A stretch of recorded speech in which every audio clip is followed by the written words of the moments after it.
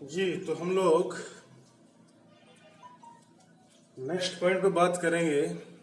पिछले वीडियो में जैसा कि आप लोगों को कहाँ तक हम लोगों ने बता दिया था, सिंगलटन सेट हमारा कंप्लीट हो गया था। हम थर्ड नंबर पे आने वाला फाइनाइट सेट को देखेंगे। ठीक है, फाइनाइट सेट देखने से ही लग रहा होगा निश्चित है इसको ब्रैकेट लगा के 1 2 3 4। तो आप देख रहे होंगे कि बिल्कुल फाइनाइट नंबर इसके अंदर आपने देखे 1 2 3 4 4 एलिमेंट्स इसमें प्रेजेंट है। तो हम लोग इसको फाइनाइट सेट की श्रेणी में डाल देंगे। फोर्थ पॉइंट आता है इनफाइनाइट सेट। इनफाइनाइट सेट जिसकी कोई लिमिट ही ना हो, जिसको हम लोग डिफाइन न कर सकें। जैसे एग्जांपल के थ्रू आप समझेंगे, A equal to set of all points lie on a plane. अगर एक समतल पर बहुत सारे पॉइंट्स लाई कर रहे हैं, उसका अगर सेट बनाना है आप नहीं बना सकते हो, क्योंकि एक प्लेन पर जो पॉइंट्स होते हैं वो इनफाइनाइट होते हैं। जैसे लाइन के ऊपर भी आप देखते होंगे कि बहुत सारे पॉइंट्स, आपने लाइन की जब बात करते हैं तो बोला लाइन पे कितने पॉइंट लाई करते हैं, तो आप बोलते हो कि इनफाइनाइट पॉइंट लाई कर सकते हैं। तो जब ऐसी सिचुएशन में हम लोग डिफाइन नहीं कर सकते हैं, तो फिर हमें उसको किस श्रेणी में डालना पड़ेगा? Infinite set. उसके बाद 5 नंबर आएगा इक्वल सेट। इक्वल सेट से वर्ड से पता लग रहा होगा बराबर, चीजें बराबर होंगी इसके अंदर। इक्वल सेट में एग्जांपल के थ्रू हम लोग समझ लेंगे। जैसे बोला 2 3 4 5। दूसरा सेट V इक्वल टू मैंने बोला 3 4 5 2। अब दोनों के अंदर नंबर ऑफ एलिमेंट सेम है, लेकिन एलिमेंट भी आप देख रहे होगे कि सेम है वर्ड, लेकिन इसका सीक्वेंस डिफरेंट है। अब सीक्वेंस डिफरेंट है तो इसका 2 3 4 5, उसके बाद 3 4 5 2, यानी 2 पीछे ले लिया। तो ध्यान इस बात का भी रहना चाहिए कि जब इक्वल सेट्स के विषय में हम लोग चर्चा करेंगे तो नंबर ऑफ एलिमेंट भी सेम होंगे, और एज इट इज जो एलिमेंट ए में प्रेजेंट होंगे वही एलिमेंट बी में प्रेजेंट होंगे। बात क्लियर है? तो यहां पे हम लोग पहली चीज तो नंबर, जब हम लोग नंबर ऑफ एलिमेंट लिखते हैं तो एन इसको लिखते हैं। नंबर ऑफ एलिमेंट सेट ए के और सेट बी के नंबर ऑफ एलिमेंट इक्वल हैं और सेम भी हैं। ध्यान इस बात का रहना चाहिए। उसके बाद 6 नंबर इक्विवेलेंट सेट। इसमें थोड़ा सा अंतर हो जाएगा। इसमें क्या होगा? नंबर ऑफ एलिमेंट तो सेम होंगे, 2 3 4 6 7। सेट बी के अंदर 3 4 5 8 9। आप देख रहे हो एलिमेंट सेम नहीं है, एलिमेंट सेम नहीं है, लेकिन नंबर ऑफ एलिमेंट क्या है? इक्वल। नंबर ऑफ एलिमेंट इसके अंदर इक्वल है। तो यहां से दोनों में आपको डिफरेंट, कभी कभी डिफरेंस जो मेन होता है इन दोनों के बीच में, वो पूछ देता है। पहला क्या है? आपसे पूछेगा क्या कभी इक्वल सेट इक्विवेलेंट हो सकता है? बिल्कुल हो सकता है। आप देख रहे हो इक्विवेलेंट सेट के अंदर नंबर ऑफ एलिमेंट बराबर है दोनों में, इसमें भी नंबर ऑफ एलिमेंट बराबर होंगे। अब जब इसके भी नंबर ऑफ एलिमेंट इक्वल है, इसके भी नंबर ऑफ एलिमेंट इक्वल है, तो आप बता देंगे कि इक्वल सेट हमेशा इक्विवेलेंट होगा। लेकिन इक्विवेलेंट सेट इक्वल नहीं हो सकता। क्यों? कि नंबर ऑफ एलिमेंट तो इक्वल होंगे, लेकिन इसके अंदर as it is same element है, इसके अंदर एज इट इज एलिमेंट नहीं है, इसके कुछ डिफरेंट है। इसलिए हम लोगों को प्रश्न पूछता है परीक्षा के अंदर, बताइए भाई क्या इक्विवेलेंट सेट इक्वल हो सकता है? नहीं हो सकता, लेकिन इक्वल सेट इक्विवेलेंट जरूर होगा। क्लियर है? ओके, तो अब हम लोग 7 पॉइंट पर चर्चा करेंगे। Subset and superset. Subset superset.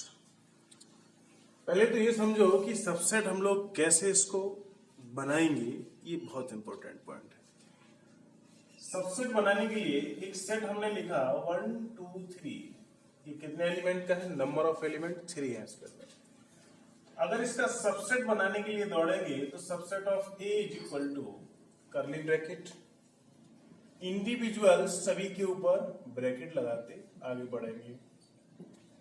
उसके बाद 1 2 को एक साथ लेंगे, 2 3 को एक साथ लेंगे, 3 1 को एक साथ लेंगे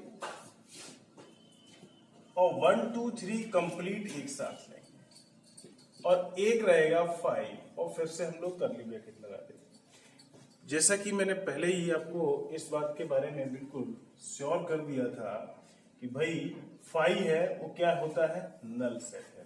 ये बात ध्यान रहेगा कि null set 5 is always every set, यानी जो हम लोग नल सेट को जब भी हम लोग किसी भी सेट के अंदर ले जाएंगे और अगर उसका सबसेट बनाने की कोशिश करेंगे तो ये 5 उसका साथ नहीं छोड़ेगा। इसको हम लोग और किस तरीके से डिनोट कर सकते हैं? खाली ब्रैकेट से, उसके बाद 5 अपने आप में मौजूद है ही। तो इसके लिए 5 हमेशा सबसेट होगा एवरी सेट का, कोई भी सेट हो, एवरी सेट का सबसेट रहेगा 5। अब प्रश्न उठता है कि नंबर ऑफ सबसेट इसके अंदर कितने हैं? तो आप देख रहे हो 1 2 3 4 5 6 7 8, यानी इसका मतलब अगर आपसे पूछता है कि यदि सेट ए के अंदर n एलिमेंट हैं, यदि सेट ए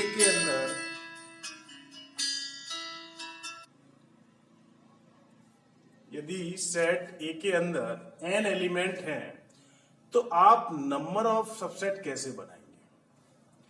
बोलेगा, इसी को बोला कि भैया n एलिमेंट की जगह मैंने बोला 3 है, तो आप बोलोगे 2 की पावर 3 यानी is equal to 8।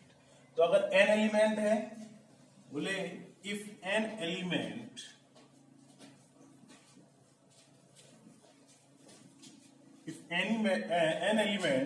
in a set of A, then number of subset क्या होगा? 2 की पावर n। और अगर नंबर ऑफ प्रॉपर सबसेट पूछता है आपसे, नंबर ऑफ प्रॉपर सबसेट पूछता है तो 2 की पावर n माइनस 1। इसी सेट के अंदर 1 2 3 एलिमेंट्स हैं तो आप तुरंत बोलोगे 2 की पावर 3 यानी 8 हो गया। अगर हम प्रॉपर सबसेट की बात करें तो 2 की पावर 3 माइनस 1 यानी 7।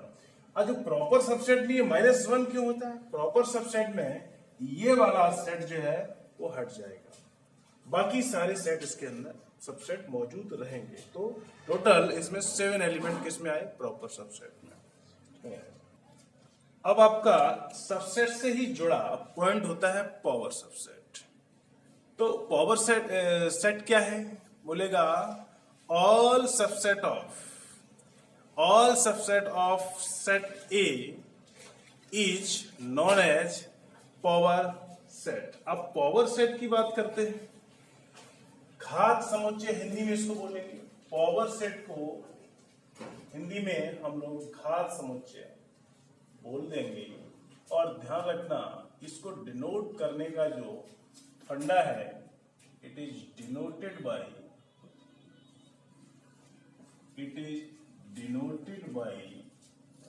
PE। जो सबसेट है वही पावर सेट है, लेकिन थोड़ा सा अंतर है। इसको डिनोट कैसे करेंगे? P। आपसे बोलेगा कि एक सेट A है जो 2 3 4 एलिमेंट्स से मिलकर बना है, तो उसका PA बताओ। तो PA बताने के लिए, P ऑफ A बताने के लिए अलग अलग सेम, जैसे हम लोग सबसेट बनाते हैं, सेम सबसेट बना के आगे बढ़ जाएंगे। उसके बाद 2 3 हो गया, 3 4 हो जाएगा, उसके बाद 4 2 हो जाएगा, और एक कंप्लीट 2 3 4 हो जाएगा और 5 साथ नहीं छोड़ेगा। इसमें भी आपने देखा कि नंबर ऑफ एलिमेंट कितने हैं 2 की पावर n यानी 2 की पावर 3 इज इक्वल टू 8। तो पावर सेट और सबसेट दोनों एक ही बात है। क्लियर है। उसके बाद कुछ चीजें हम लोग वेन डायग्राम से रिलेटेड भी देखेंगे कि वेन डायग्राम से भी बेसिक चीजें मिलती हैं। जैसे आपको ए यूनियन बी को वेन डायग्राम में शो करिए, इंटरसेक्शन बी को, ए माइनस बी को, बी माइनस ए को। उसके बाद एसिमेट्रिक डिफरेंस भी आपसे पूछता है, एसिमेट्रिक डिफरेंस बी, तो उसके लिए भी हम लोग वेन डायग्राम से रिलेटेड चीजों को समझेंगे। और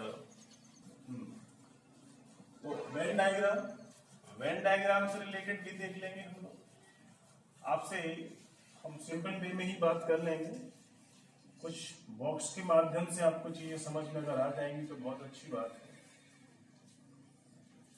अच्छा, यहाँ यूनिवर्सल सेट रहता है। यूनिवर्सल सेट आप अपनी मर्जी से कोई भी सेट का पूरा डिफाइन करके उसको, जैसे आपसे बोला कि ए डैश निकालना है तो यू माइनस ए करके निकाल देते हैं। तो यू अपनी सुविधा के अनुसार, जिसको हम लोग यूनिवर्सल बोलते हैं, अपनी सुविधा के अनुसार सेट कर लेते हैं उसको।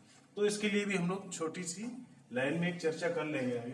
आप बताइए, अगर इस पूरे बॉक्स को, दोनों बॉक्स को मैंने इस तरीके से फिल कर दिया, सेटेड कर दिया,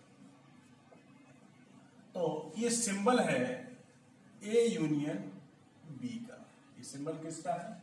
ए यूनियन बी का। बहुत आसान शब्दों में इसको समझ लीजिएगा, इसको हम लोग ए यूनियन बी बोलते हैं। उसके बाद अगर हम दूसरा टाइप देखते हैं, इस शेडेड एरिया को क्या बोल देंगे? A intersection B. उसके बाद तीसरे पॉइंट पे आप देख लीजिएगा, हम एक साथ चीजों को बढ़ा दे रहे हैं। इस वाले पार्ट को हम लोग ए माइनस बी बोलेंगे। मतलब ये ए का बॉक्स है, ये ए और बी दोनों बॉक्स आपके सामने है। तो अगर हम पूरा शेडेड एरिया निकालते हैं तो इसको ए यूनियन बी बोलते हैं। इसको हम लोग ए इंटरसेक्शन बी का नाम दिए, इसको हम लोग ए माइनस बी का नाम दिए। मतलब क्या है? ए के वो एलिमेंट जो बी इसमें सम्मिलित न हो। आप देख रहे होंगे बी वाला बॉक्स यहां से कट हुआ है, इसका मतलब बी के सारे एलिमेंट हटा दिए गए। बी के सारे एलिमेंट तो ओनली किसके एलिमेंट बचे? ए के। इसको हम लोगों ने किससे डिनोट किया? ए माइनस बी से। अगर हम वही चीज बी माइनस ए से डिनोट करना चाहूं, बी माइनस ए से डिनोट करना चाहूं, तो इसके लिए भी आपके सामने बॉक्स बना हुआ आएगा। सिर्फ ये वाला पार्ट शेडेड रहेगा, बी माइनस ए।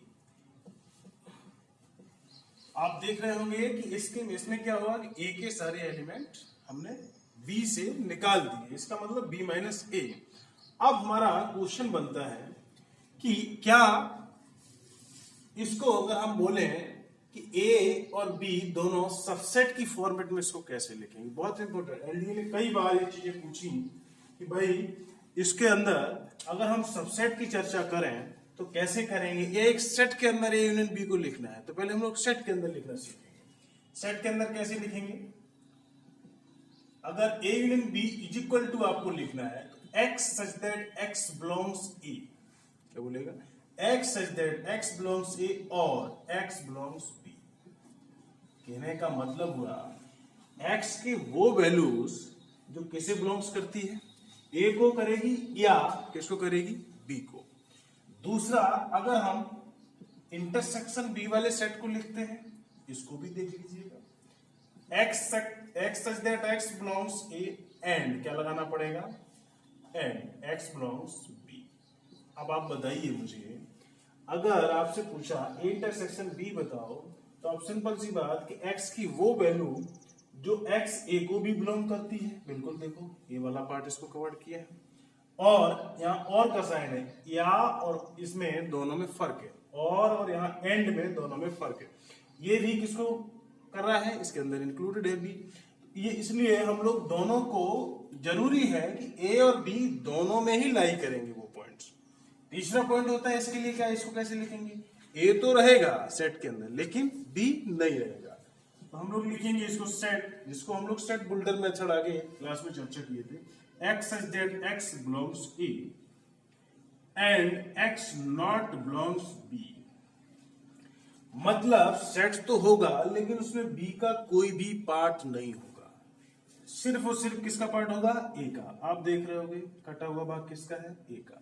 इसको हम लोग सेट बुल्डर मेथड से इस तरीके से लिख सकते हैं। अगर कहीं a माइनस बी लिखा हुआ मिलेगा और कहीं इस तरीके से परीक्षा में लिखा बोला इसका ऑप्शन बताओ क्या हो सकता है, तो आपको क्या लिखना है, इस तरीके। उसके बाद b माइनस ए को कैसे लिखेंगे, same process, b minus A is equal to x such that x belongs b